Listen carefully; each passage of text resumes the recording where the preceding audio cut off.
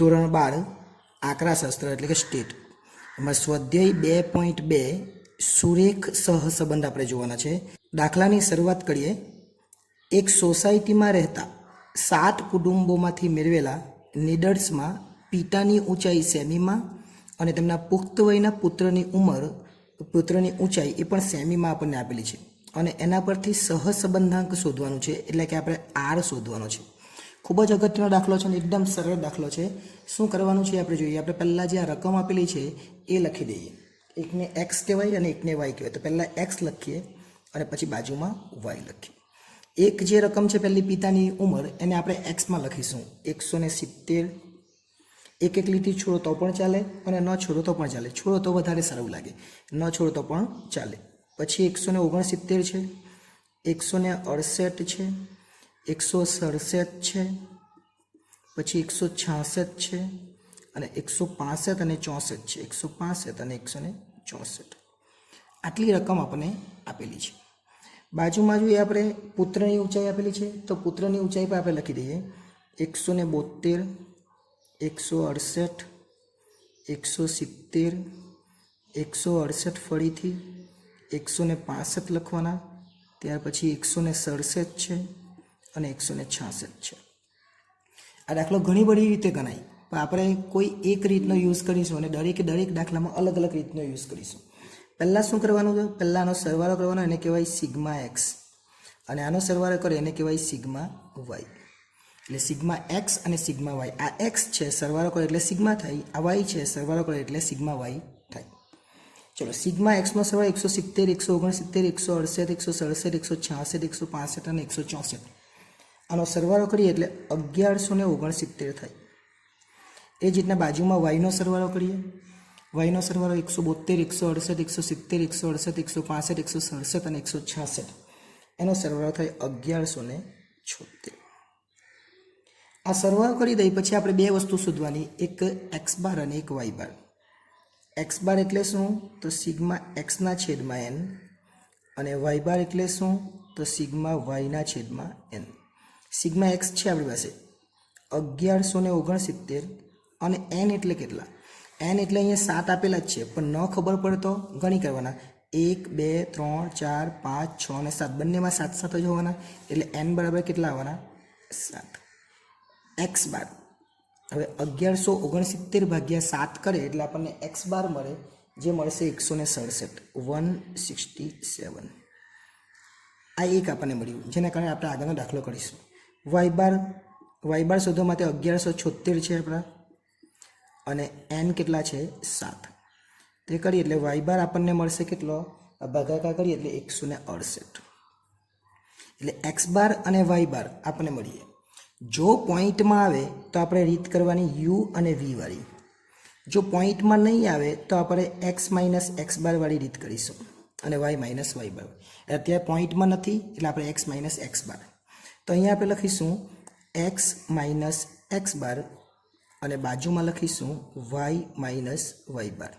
કેવી રીતના, તો એક્સ બાર 167 અને વાય બાર 168. તો પહેલાં 167 છે તો અહીંયા આપણે લખી દઈએ એક્સ બાર કેટલો છે 167, વાય બાર કેટલો છે તો 168.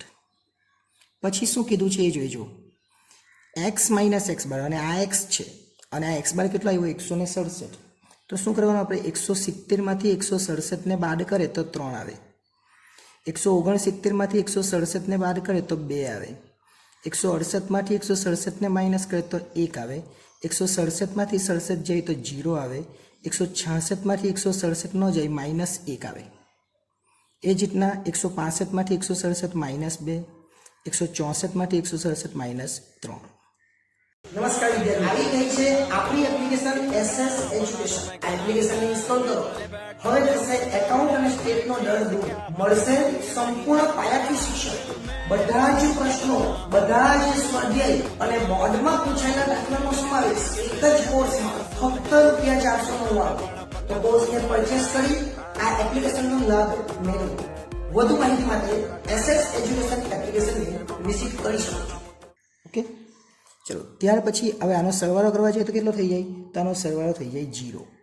કેમ, 3 ને 2 5 ને 1 6 એટલે +6 અને આ -6 +6 ને -6 કેટલા થઈ જવાના 0 થઈ જવાના એ જ રીતે અહીં 168 છે તો 168 એટલે 172 માંથી 168 જાય તો 4 168 માંથી 168 એટલે 0 170 માંથી 168 એટલે 2 પાછું 168 માંથી 168 0 165 માંથી 168 એટલે -3 167 માંથી 168 માઇનસ આવશે પણ 1 અને 166 માંથી 168 એટલે 66 માંથી 68 જાય તો -2 ફરીથી સરવાળો કરવાનો કેટલો થાય તો 3 ને 1 4 ને 2 6 સમજો કે અહીંયા પહેલાં લખી દે -6 અને આ 4 ને 0 ને 2 એટલે 6 6 ને 6 કેટલા થઈ જવાના 0 થઈ જવાના કે 6 પ્લસ છે ને 6 માઇનસ છે આટલું મળે પછી શું કરવાનું આપણે આ બંનેનો ગુણાકાર કરવાનો એટલે આપણે લખવાનું અહીંયા x માઇનસ x બાર અને y માઇનસ y બાર સાથે લખવાનું આ બંને આપણે છૂટું જો અહીંયા કેટલી ગેપ છે આ સાથે લખવાનું કેમ કે હવે આ બંનેનો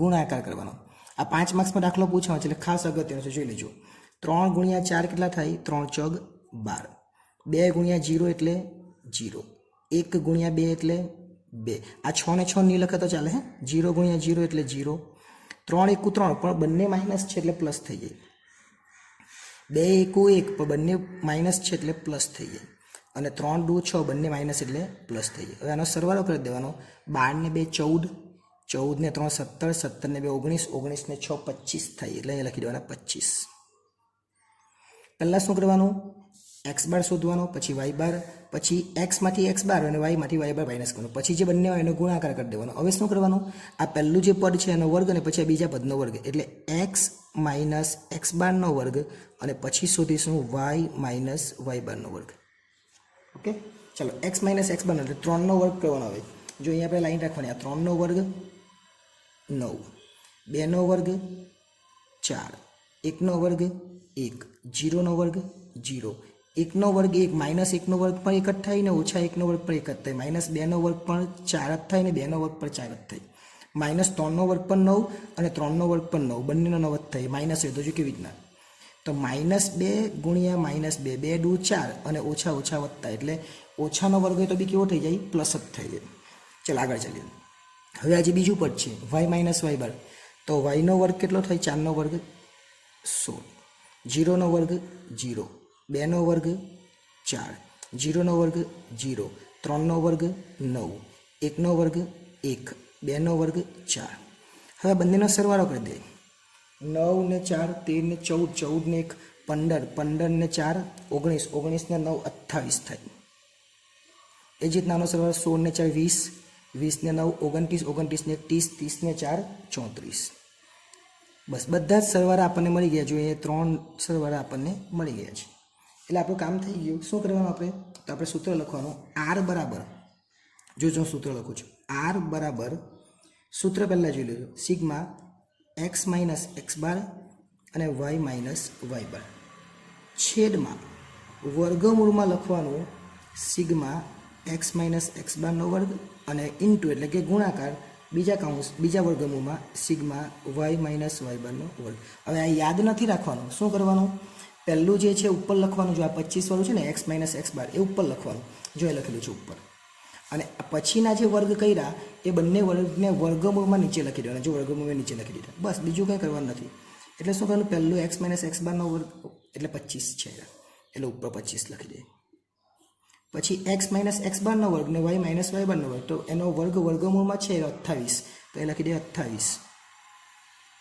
અને ઇન્ટુ એટલે કે ગુણાકારમાં y માઇનસ એટલે કેટલા છે ને 34 છે તો અહીં લખી દે 34 તો લખવાનું 25 છેદમાં 28નું વર્ગમૂળ અને 34નું વર્ગમૂળ કાઢે તો પણ ચાલે અને આ બંનેનો ગુણાકાર કરીને લખી દે તો પણ ચાલે એટલે 28 અને 34નો ગુણાકાર કરવાનો તો 952 થાય એને વર્ગમૂળમાં લખી દેવાના અથવા બંનેનું વર્ગમૂળ કાઢીને ગુણાકાર કરે તો પણ ચાલે ઓકે આટલું થઈ જાય પછી એનો વર્ગમૂળ કરવાનું તો 25ના છેદમાં 952નું વર્ગમૂળ લખવાનું કેટલું આવે તો 30.85 આવે 30.85 અને પાછળના બે આંકડા લખવા તો લખી દે 45 છે તો r બરાબર શું કરવાનું હવે 25 ભાગ્યા 30.85 45 કરીએ આપણે એટલે 0.81 જવાબ આવે બે આંકડા લઈ લેવાના કેટલો આવે 0.81 એટલે શું કર્યું ફરીથી એકવાર જોઈ લેવાનું. પહેલાં આપણને એક્સ આપેલો છે, એક્સમાંથી સરવાળો કરીને એક્સ બાર શોધવાનો, વાયનો સરવાળો કરીને વાય બાર શોધવાનો,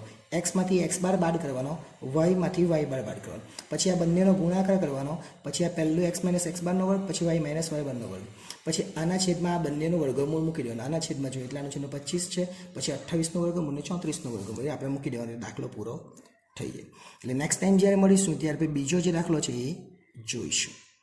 આભાર.